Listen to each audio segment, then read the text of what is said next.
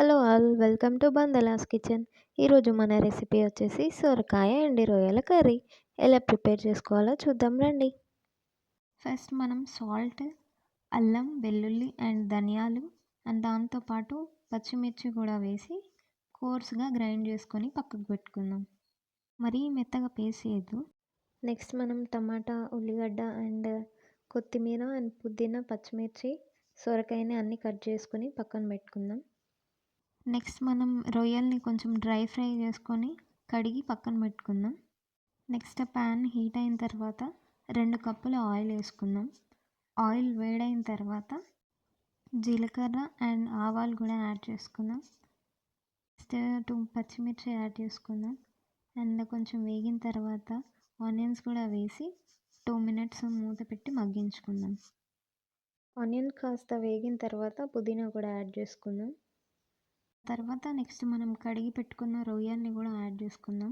వేసుకున్న తర్వాత ఒకసారి కలిపి 2 మినిట్స్ మనం మగ్గనిద్దాం. 2 మినిట్స్ ఫ్రై అయిన తర్వాత మనం పచ్చిమిర్చి పేస్ట్ కూడా యాడ్ చేసుకుందాం. అంతా ఒకసారి కలుపుకొని పచ్చిమిర్చి పచ్చివాసన పోయేంత వరకు వేయించుకుందాం ఆయిల్లో. నెక్స్ట్ పసుపు యాడ్ చేసుకుందాం. ఇప్పుడు ఒకసారి కలిపి మూత పెట్టుకొని ఒక 2 మినిట్స్ మగ్గించుకుందాం. నెక్స్ట్ మనం కొంచెం అల్లం వేసుకుందాం. ఆల్రెడీ మనం ఫస్టే మిక్సీ పట్టినప్పుడు పచ్చిమిర్చితో పేస్ట్తో పాటు వేసాం కదా, సో కొద్దిగా వేసుకుందాం. నెక్స్ట్ మనం సొరకాయ ముక్కలు కూడా యాడ్ చేసుకొని అంతా మిక్స్ అయ్యేలాగా ఒకసారి బాగా కలుపుకొని సాల్ట్ కూడా యాడ్ చేసుకొని మూత పెట్టుకొని ఇంకొక 5 మినిట్స్ మగ్గించుకుందాం. మధ్య మధ్యలో కలుపుతూ ఉండాలి, లేదంటే అడుగు మాడిపోతుంది.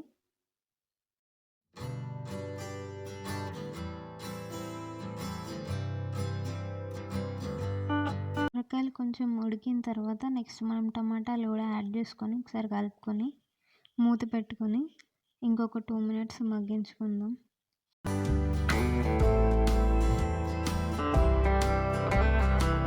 టమాటాలు కూడా మొత్తం ఉడికిపోయిన తర్వాత నెక్స్ట్ మనం కొత్తిమీర వేసుకొని కలుపుకొని స్టవ్ ఆఫ్ చేసుకోవడమే.